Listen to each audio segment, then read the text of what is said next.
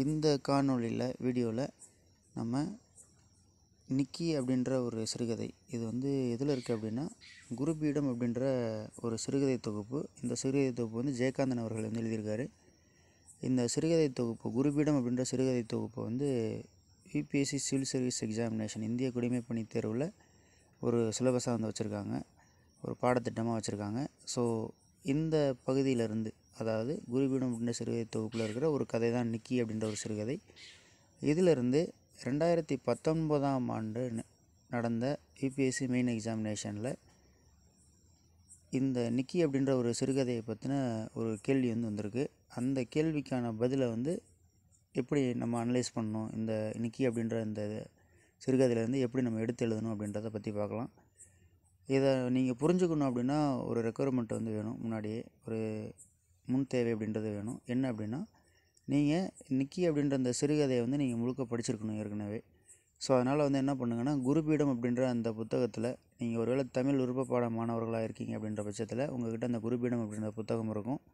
ஒருவேளை இல்லை அப்படின்னா நீங்கள் ஏதாவது ஆன்லைன் சோர்ஸோ அல்லது ஃப்ரெண்ட்ஸ் மத்தியிலேயே வந்து வாங்கி இந்த குருபீடம் சிறுகதையை வந்து குருபீடம் சிறுகதை தொகுப்பை வந்து வாங்கி அதை வந்து ஃபுல்லாக படிச்சிடுறீங்க, எல்லா சிறுகதையும் படிச்சிடுறீங்க அப்படின்னாலோ, அல்லது நிக்கி அப்படின்ற அந்த குறிப்பிட்ட சிறுகதை மட்டும் நீங்கள் படிக்கிறீங்கனாலோ தான் இந்த நான் சொல்ல போகிற அந்த விடை அப்படின்றது உங்களுக்கு புரியும்.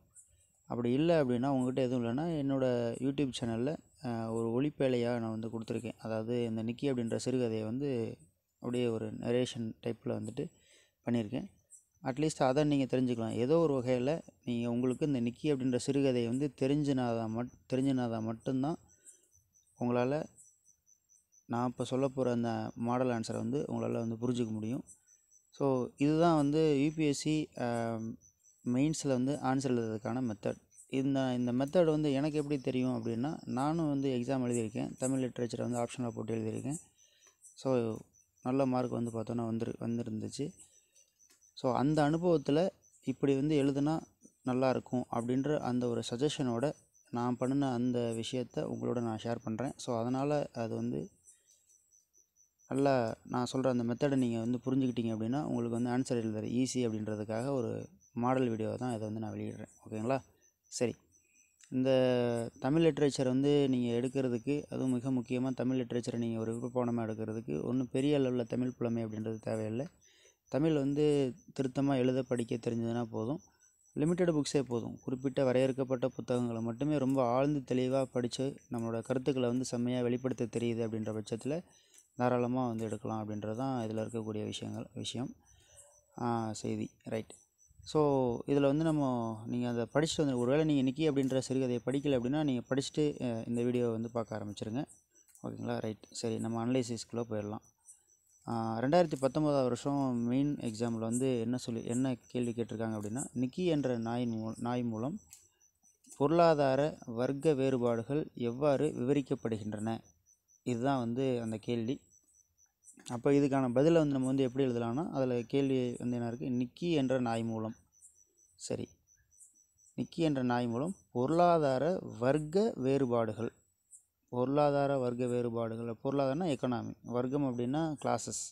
ஸோ இது வந்து எப்படி விவரிக்கப்படுகின்றன அப்படின்ற மாதிரி கேட்டிருக்காங்க, எப்படி அதை டிஸ்கிரைப் பண்ணியிருக்காங்க அப்படின்ற மாதிரி கேட்டிருக்காங்க. அப்போது இந்த நிக்கி அப்படின்ற இந்த சிறுகதை வந்து உங்களுக்கு தெரிஞ்சிருக்கு அப்படின்ற வந்து பட்சத்தில் இதில் பார்த்தீங்கன்னா தெரியும், இந்த கதையோட சுருக்கம் அப்படின்னா என்னென்னா, ஒரு குப்பத்தில் பிறந்த நாய் வந்துட்டு பார்த்தோம்னா ஃபுல்லாக வீதி ஃபுல்லாக அப்படியே வளரும், ஒரு வீட்டில் வளரும். அதுக்கப்புறம் அது பெருசாகி அது வந்து பார்த்தோன்னா குட்டி போடும். ஸோ அப்போ அது வந்து சமுதாயத்தில் எத்தனை இன்னல்களை சந்திக்குது அப்படின்றது தான். இதை வந்து ஜஸ்ட்டு ஒரு குப்பத்து நாய் அப்படின்ற மாதிரி எழுதியிருப்பாங்க. பட் இதில் வந்து ஒரு மறைப்பொருள் அப்படின்றது இருக்குது, குறிப்பு அப்படின்ற மாதிரி இருக்கும். சரிங்களா? எப்படின்னா, குறிப்பு அப்படின்னா வந்து மீனிங் வந்து என்னென்னா, குறி அப்படின்னா வந்துட்டு என்ன, மறைத்தல் அப்படின்ற மாதிரி ஒரு மீனிங் இருக்குது. ஸோ அதனால தான் வந்து பார்த்தோம்னா, குறிப்பாக அவன் சொன்னான்ப்பா, அவன் நிறைய பேசிகிட்டு இருந்தோம், திடீர்னு பார்த்தா குறிப்பாக ஒரு விஷயத்த சொன்னான் அப்படின்னு சொன்னோம்னா மறைச்சு சொல்கிறது அப்படின்ற மாதிரி அர்த்தம். குறிப்பாக அப்படின்னா பர்டிகுலர் அப்படின்ற மீனிங் இருக்குது, மறைச்சு அப்படின்ற மாதிரி ஒரு மீனிங் இருக்குது. சரிங்களா? ஸோ அதனால தான் நம்ம தமிழில் வந்து பார்த்தோம்னா அறிகுறி அப்படின்னு சொல்லுவாங்க இல்லையா, மருத்துவத்தில் கொரோனாவுக்கான அறிகுறி அப்படின்னு சொல்லுவாங்க. அப்படின்னா தெரிஞ்சதுன்னு அர்த்தம், குறி அப்படின்னா மறைஞ்சிருக்கிறதுன்னு அர்த்தம். ஓகேவா? ஸோ அப்போ அந்த வகையில் நம்ம இதை பார்த்தோம்னா, இந்த இதில் வந்து குறிப்பாக என்ன சொல்லியிருப்பாங்கன்னா, ஒரு சமுதாயத்தில் அதாவது ஒரு தாழ்த்தப்பட்ட சமுதாயத்தில் அல்லது பின்தங்கிய சமுதாயத்தில் பிறந்த ஒரு பெண்ணாக வந்து இந்த நிக்கி அப்படின்ற நாயை வந்து உருவகப்படுத்தியிருப்பாங்க. ஸோ அது வந்து சமுதாயத்தில் என்னென்ன இன்னல்களுக்கெலாம் ஆளாகுது அப்படின்றத பற்றி அவங்க வந்து விரிவாக சொல்லியிருப்பாங்க. ஸோ அதில் வந்து அந்த நாய் அப்படின்ற ஒரு இடத்துல வந்து ஒரு தாழ்த்தப்பட்ட அல்லது பின்தங்கிய வகுப்பை சேர்ந்த ஒரு பெண் அப்படின்றத நம்ம ஞாபகம் வச்சுக்கிட்டு அந்த இதை வந்து படித்தோம் அப்படின்னா சமுதாயத்தோட ரெஃப்ளெக்ஷன் அப்படி தெரியும், சமுதாயத்தோட பிரதிபலிப்பு அப்படின்றது தெரிய வரும். சரி, இப்போ அந்த கேள்விக்கு நம்ம வருவோம். அதாவது இந்த பொருளாதார வர்க்க பேதம் எவ்வாறு விவரிக்கப்படுகின்றது அப்படின்ற மாதிரி கேட்குறாங்க. ஸோ அதில் வந்து பொருளாதார பேதம் அப்படின்னு சொல்லி பார்த்தீங்க அப்படின்னா இது வந்து அந்த சேரிக்கும் ஒரு சேரியில் தான் அந்த நாய்க்குட்டி பிறந்திருக்கும். ஸோ அதை பற்றி டிஸ்கிரைப் பண்ணியிருப்பாங்க.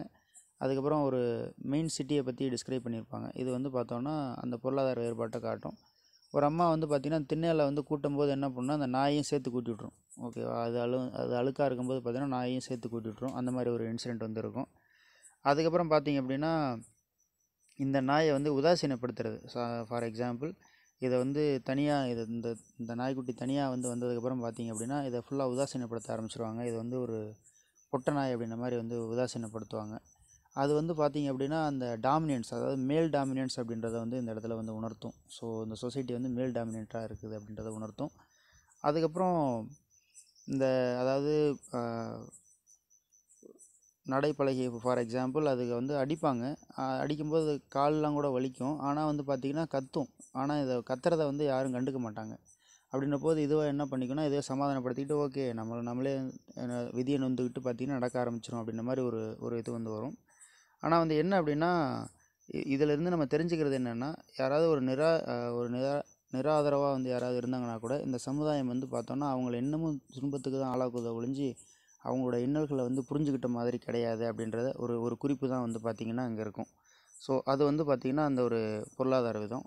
அதுக்கு அடுத்தது வந்து பார்த்திங்கன்னா இந்த ஐஸ் ஆஃப் சாண்டை பஸ்ஸில் அடிபட்டு அந்த நாய் குய்யா பூச்சி அப்படின்றது வந்து ஒரு ரீஜனல் லாங்குவேஜ் மாதிரி டயலெக்ட்னு சொல்லுவாங்க இல்லையா. ஸோ அந்த சேரி பாஷை அப்படின்ற மாதிரி சொல்லுவாங்க. ஸோ அதை அப்படியே வந்து ஜெயகாந்தன் வந்து இந்த இடத்துல அப்படியே சொல்லியிருப்பார். அந்த குய்யா பூச்சி அப்படின்றதே பார்த்திங்க அப்படின்னா மெட்ராஸ் பாஷை, அதுவும் மிக முக்கியமாக சேரி பகுதியில் வந்து இந்த மாதிரி பேசுவாங்க அப்படின்ற மாதிரி ஒரு இது இருக்குது. ஸோ அதை வந்து அப்படியே ரெஃப்ளெக்ட் பண்ணியிருப்பார் இந்த இடத்துல. அதுக்கப்புறம் பார்த்திங்க அப்படின்னா இந்த நாய் வந்து ஒரு சோறு தண்ணி எதுவுமே வந்து இந்த நாய்க்கு வந்து கிடைக்காது. அதே சமயம் இது வந்து ஒரு எச்சில் இலையை வந்து பார்த்தோன்னா தூக்கி போடுவாங்க. அந்த எச்சில் இலையை தூக்கி போடுறது அப்படின்றது சமுதாயத்தில் பார்த்திங்க அப்படின்னா ஒரு மேல்தட்டு மக்கள் கீழ்த்தட்டு மக்கள் வந்து கீழ்த்தட்டு மக்கள்கிட்ட அந்த சாப்பாடு, அதாவது தான் சாப்பிட்டதுக்கப்புறம் வந்து மீதி இருக்கக்கூடிய சாப்பாடை வந்து பார்த்தோன்னா அந்த கீழ்த்தட்டு மக்களுக்கு வந்து கொடுக்குற அந்த சம்பவங்கள், அந்த ஈவெண்ட்ஸ்லாம் இன்னமும் வந்து நம்மளோட சமுதாயத்தில் வந்து இருந்துகிட்டு இருக்குது. வேரோடி தான் இருக்குது சில இடங்களில்.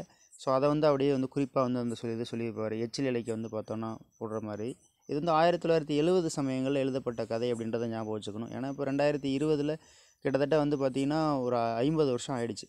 50 வருஷத்துக்கு முன்னாடி இந்த சமுதாயம் எப்படி இருக்குதுன்றதை அப்போதைக்கு வந்து வச்சுருக்காரு. இப்போ அந்த மாதிரி இருக்குதா என்னன்றது ஒரு கொஷின். அதாவது இந்த மாதிரி மேல்தட்டு மக்கள் கீழ்த்தட்டு மக்கள் அப்படின்ற அந்த வேறுபாடு இருக்குதா என்ன அப்படின்றதெல்லாம் அடுத்த விஷயம். பட் இது வந்து 1970 சமயங்களில் நம்ம மைண்டில் வச்சுக்கணும். அப்போதைக்கு இந்த சமுதாயம் வந்து இப்படி இருக்குது அப்படின்றது. அதனால தான் இந்த இலக்கியம் அப்படின்றது சமுதாயத்தின் ஒரு கண்ணாடி பிரதிபலிப்பு அப்படின்ற மாதிரி வந்து சொல்லலாம். அதுவும் வந்து ஜெயகாந்தனோட விஷயங்கள் வந்து சொல்லலாம். அதுக்கு அடுத்தது வந்து பார்த்திங்க அப்படின்னா இந்த பாலத்தை கடந்து மெயின் ரோட்டுக்கு வந்தது அப்படின்ற மாதிரி வந்து சொல்லியிருப்பாங்க. அப்போ வந்து பார்த்தோன்னா ஜனசந்தடி வந்து மிகுந்து இருக்கிறது. ராட்சதனமாக பஸ்ஸெலாம் வந்து பார்த்தோன்னா ஓடிக்கிட்டுருக்கும். அப்போ வந்து பார்த்திங்கன்னா அந்த சேரி வந்து பார்த்திங்கன்னா சேரும் சகதியுமாக இருக்கும். ஆனால் இங்கே வந்து பார்த்திங்கன்னா அப்படியே லாரி போகிறது, பஸ்ஸு போகிறது இதெல்லாம் வந்து இருக்கனால அந்த ஏரியா வந்து பார்த்தோன்னா அந்த அவங்க டிஸ்கிரைப் பண்ணுறதுலேயே அந்த ஏரியா வந்து பார்த்தோன்னா ஒன்று சேரியாக இருக்கும். ரொம்ப லோ எக்கனாமிக் ஸ்டேட்டஸில் வந்து இருக்கிறது அதெல்லாம் வந்து பார்த்தோன்னா காட்டியிருப்பாங்க. ஓகேவா, ஜெயகாந்தன் வந்து அதை சொல்லியிருப்பார். அதை நம்ம வந்து மென்ஷன் பண்ணிக்கணும். அதுக்கு அடுத்தது வந்து பார்த்திங்க அப்படின்னா இந்த ஒரு இலை வந்து பார்த்திங்கன்னா, அதாவது ஒரு ரிசோர்ஸ் வந்து இருக்கும்போது அந்த ரிசோர்ஸ்க்காக வந்துட்டு பார்த்திங்கன்னா இந்த நாய் வந்து பார்த்தோன்னா அடிச்சுக்கும். நிறைய நாய்கள் வந்து பார்த்திங்கன்னா அடிச்சுக்கும். ஸோ அப்போ வந்து என்னென்னா அந்த பொருளாதாரத்தில் வந்து ரொம்ப மெலிஞ்சிருக்கக்கூடிய மக்கள் வந்து பார்த்திங்கன்னா அந்த ஒரு பைசாக்காகவோ அல்லது அவங்களோட தேவைக்காகவோ வந்து பார்த்தோம் அப்படின்னா ஒருத்தருக்கு ஒருத்தர் வந்து சண்டை போட்டுட்டு இருக்கக்கூடிய அந்த சமுதாய நிலையை குறிக்கும். நான் மறுபடியும் சொல்கிறேன், இது 1970 சமயங்களில் எழுதப்பட்ட ஒரு நூல் அப்படின்றதுனால அந்த இதை மனசில் வச்சுக்கிட்டு தான் நம்ம வந்து இன்ஃபரன்ஸ் வந்து எடுக்கணுமே ஒழிஞ்சு 2020 இருக்கக்கூடிய சூழலில் வந்து நம்ம எடுக்கக்கூடாது. அதோட இன்ஃபரன்ஸை வந்து பார்த்தோன்னா புரிதலை வந்து பார்த்தோன்னா எடுக்கக்கூடாது 2020 அப்படின்றத ஞாபகம் வச்சுக்கோங்க. ஓகேவா? ரைட். ஸோ இதுக்கு அடுத்தது வந்து என்னென்னா, இந்த நாய்க்குட்டியை வந்து ஒரு அம்மா வந்துட்டு எடுத்து கொஞ்சிட்டு குழந்தைகிட்ட கொடுக்கும். அதோட குழந்தைகிட்ட வந்து இந்த நீ விளையாடு அப்படின்ற மாதிரி கொடுக்கும். அப்போ வந்து என்னென்னா அந்த நாய் வந்து ரொம்ப சந்தோஷப்படும். அதாவது அது இந்த நாய்க்காக நம்மளால், அதாவது இந்த இந்த எஜமானிக்காக நம்ம எது வேணுமாலும் பண்ணலாம் அப்படின்ற ஒரு மனநிலைக்கு வந்து வந்துடும். ஏன் அப்படின்னா, தான் மேலே எல்லாரும் வந்து கல்லை விட்டு எறிஞ்சு சீ பொட்டேன்னு சொல்லி அந்த மாதிரி வந்து சமுதாயத்தால் உதாசீனப்படுத்தி இருக்கக்கூடிய ஒரு சூழலில் இந்த அம்மா மட்டும் வந்துட்டு எடுத்து அந்த நாய்க்குட்டிக்கு வந்து முத்தம் கொடுத்து தன்னோட குழந்தைகிட்ட கொடுக்கும் பொழுது அதுக்கான ஒரு ரெகக்னேஷன் வந்து பார்த்திங்கன்னா கிடைக்கிது. ஒரு அன்பை தான் இந்த நாய்க்குட்டி வந்து எதிர்பார்க்குது அப்படின்றத இதில் வந்து ரொம்ப அருமையாக சொல்லியிருப்பாங்க. ஸோ அதுக்கப்புறம் வந்துட்டு அந்த அது கரெக்டாக வந்து அந்த நாய் குலைந்து வாழை ஆட்டிக்கிட்டு அப்படின்ற மாதிரி சொல்லுவாங்க.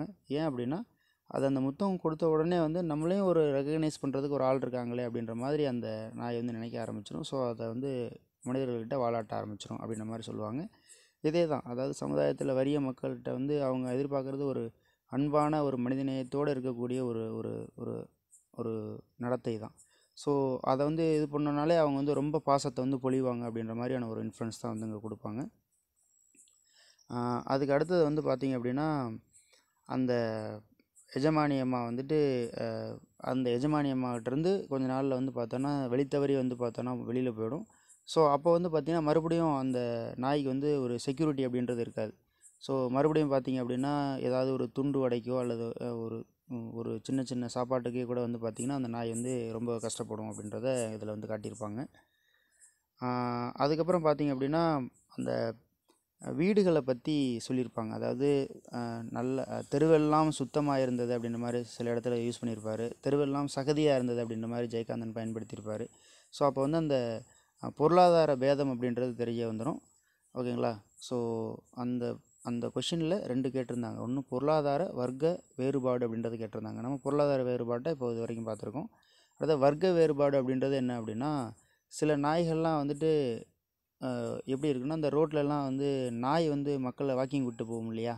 ஸோ அதான் ரோட்டில் சங்கிலியால் பிணைத்து கையில் ஒய்யாரமாக பிடித்து கொண்டு நடக்கும் எஜமானர்களின் பின்னால் ஓடுகின்ற சிங்கார நாய்களையும் அப்படின்றது. அப்போது இது ஒன்று.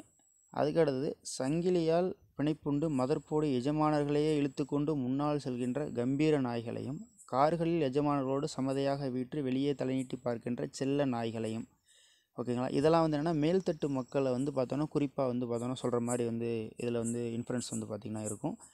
ஸோ இப்படிலாம் வந்து நாய் தான் இருக்குது. ஆனால் அதுக்கெலாம் வந்து இருக்கக்கூடிய வாழ்க்கையை நினைக்குது இந்த நிக்கி அப்படின்ற நான் வந்து எனக்கு என்னது நம்ம பிறந்தது வந்து இவ்வளோ ஒரு வறுமையோடு நம்ம வந்து பிறந்துட்டோமா, சில நாய்கள்லாம் பார்த்தோன்னா இவ்வளோ சந்தோஷமாக இருக்குது அப்படின்ற மாதிரி வந்து பார்த்தோன்னா நினைக்கும். அதை பற்றி இங்கே வந்து சொல்லியிருப்பாங்க. இதான் வந்து பார்த்தோன்னா அந்த வர்க்கபேதம், அப்பர் கிளாஸ் லோயர் கிளாஸ் அப்படின்ற அந்த வர்க்கபேதத்தை பற்றி சொல்லியிருப்பாங்க. அதுக்கப்புறம் பார்த்திங்க அப்படின்னா, இந்த ஒரு ஒரு நாய் வந்து பார்த்தோன்னா ஒரு வீட்டுக்குள்ளே இருக்கக்கூடிய நாய், அது வந்து காம்பவுண்டை விட்டு வெளியில் வராது, வெளியில் வரவும் முடியாது. ஆனால் அது வந்து பார்த்தோன்னா இந்த நாயை வந்து பார்த்திங்கன்னா ஒரு பார்வையோடு வந்து பார்த்திங்கன்னா சங்கேத பார்வையோடு வந்து பார்த்திங்கன்னா பார்க்கும். ஸோ இது மூலிமா ஃபார் எக்ஸாம்பிள் இந்த அந்த கேட்டுக்குள்ளே இருக்கிற நாய் வந்து பார்த்திங்க அப்படின்னா நிக்கியை வந்து பார்த்தோன்னா உள்ளே கூப்பிடும். ஸோ இதே மாதிரி வந்து பார்த்தோன்னா நிக்கியும் வந்து உள்ளே வந்து போயிடும். அதாவது கேட்டோட அடிப்பகுதியில் வந்து பார்த்திங்க அப்படின்னா நுழைஞ்சு உள்ளே போயிடும். ஸோ போனதுக்கப்புறம் பார்த்திங்கன்னா விலங்குகளின் காதல் அப்படின்றது அந்த இடத்துல மலர்ந்து வந்து பார்த்திங்கன்னா நிக்கி வந்து ப்ரெக்னென்ட் ஆகிடும்.